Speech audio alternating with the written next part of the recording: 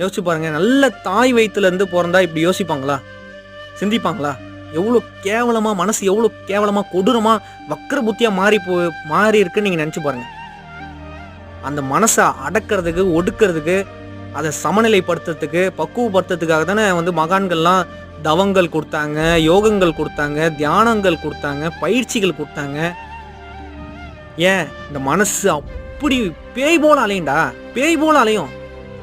அது என்ன பண்ண, அடக்கி வை, உன் கண்ட்ரோல்ல வை. அது ஒன்ன அடக்குது.